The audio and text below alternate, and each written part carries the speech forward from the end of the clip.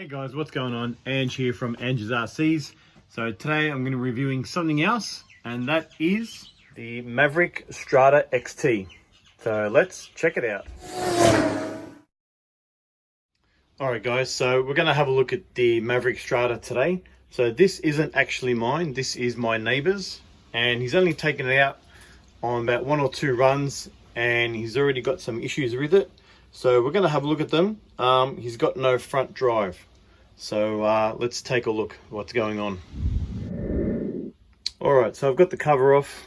From what I can see visually, it's going to be hard to see on camera, but the drive shaft is intact, and the outdrive cups are all there. But what I can see right there on that outdrive, that it's not sitting hard up against the diff casing.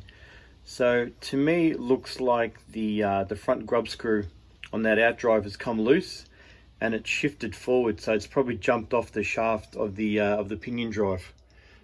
So I'm going to take off this support bar here and I'll see what's going on underneath. I'm just going to power this up and we'll see what it sounds like. Turn that on. I should have turned the remote on first. That's always a biggie.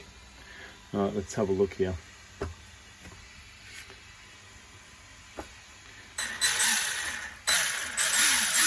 All right, so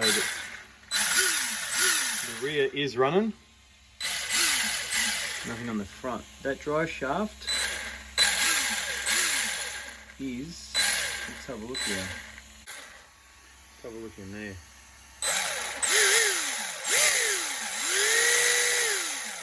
So getting the rear drive, but it's not sending power to the front drive. I've just noticed that.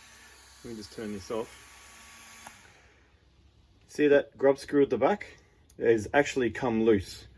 So the motor is obviously spinning on the spur gear, sending input into the rear diff, but it's not sending it to the front. So obviously that grub screw has come loose, and I think also, I'm going to have a look, maybe you can just see in there, that front grub screw has also come loose as well. So that's why we're not getting front wheel drive. So I'm going to take off this cover and we'll have a look.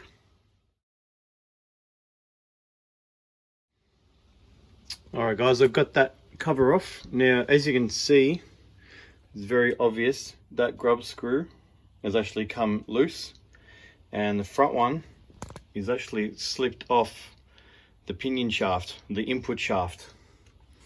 So looking at that, I'm just going to give this a bit of a jiggle. Like that.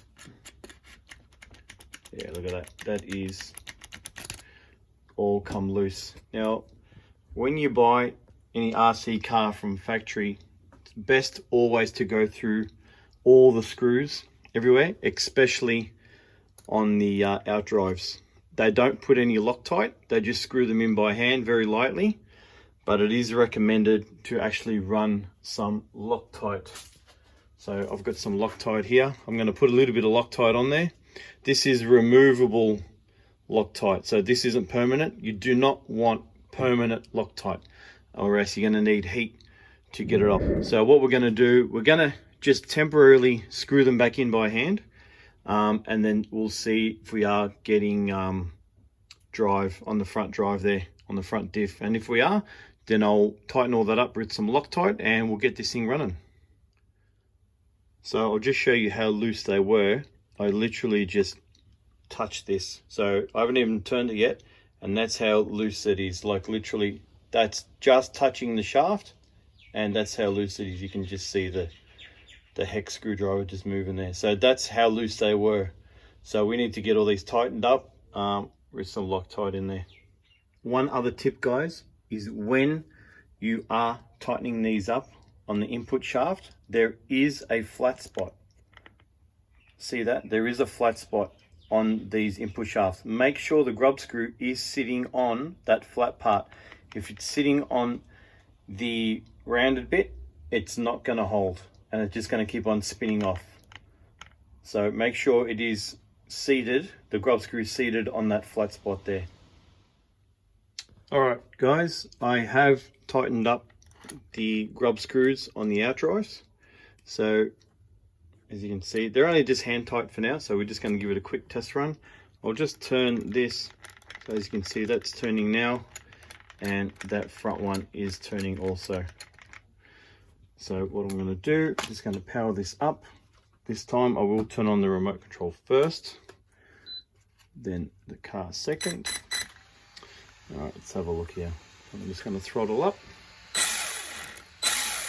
All right, so that's actually running there. We can see that. And the front, there we go.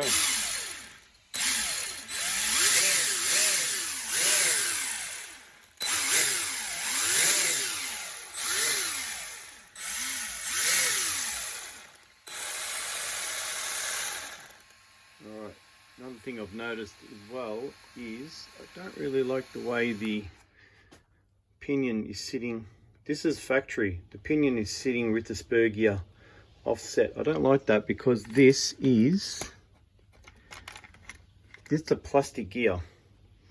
That's a plastic gear. So I'm gonna move that pinion over so it's level with the spur gear. Yeah, that's really, I'm just hoping I've got enough shaft length on that motor to fix that issue. So I'm going to fix that up as well. I don't really like the way that's sitting like that. They should be level together. So we'll have a look. But apart from that, we've fixed the issue there. So we do now have front wheel drive. So I'm going to get them Loctited up, and then I'll look at this issue right here. All right, guys. So I have got enough shaft length on that motor there. So as you can see, they are nice and squarely lined up, if that's a word, squarely, but they are both even now. So that's going to drive better, and that spur gear is going to last much longer. So I'm going to put all this back together and give it a test run outside. One thing to remember, guys, as well, is that when you're removing screws, some screws are fine thread and some screws are coarse thread. So just remember, these type of coarse thread screws are for plastic, and the fine thread, they'll all be for metal. So as you can see, this is metal, aluminium, so the fine thread will be going in there, and the plastic coarse threaded screws be going in your diffs. So obviously I've got another threaded screw here for my steering shaft, and the coarser type screws will be going in the front diff there. So I'm going to put all this back together, give it a quick test run outside, and yeah, we'll go show you that running nice and smooth now with the pinion and the spur gear.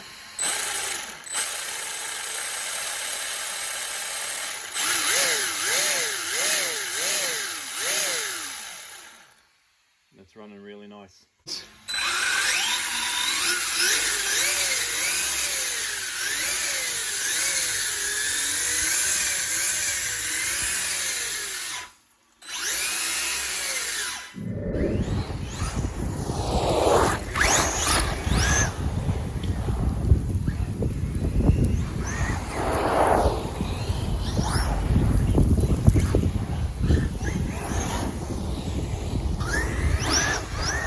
Running really good.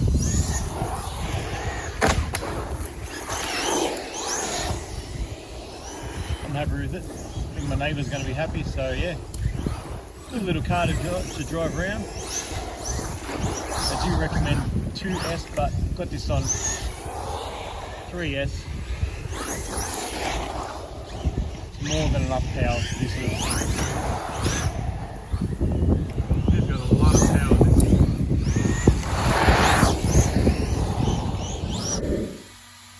Alright guys, so that was a little bash outside just to see if everything was running, and temperature wise, let's have a look here. Running on the motor 68 degrees or 150 degrees Fahrenheit. You can see that, so put that down, 65, 66, 68, 69 degrees, 157. That's not too bad. That's pretty good. So It's warm to touch, a little bit hot, but that's the factory motor it's come with, so maybe 2S might be a little bit better for this, but probably, they do say you can run it on 3S, but obviously, as you can see, it doesn't come with a fan factory. So it has got a third channel on the speed controller for a fan to put one in. So I would recommend putting a fan in and probably moving the power switch from where it is, because you won't be able to mount the fan on there with that power switch in the way. You either just move that, stick that up here somewhere, and that would be ideal. Alright guys, that is my repair and review on the XT Strada.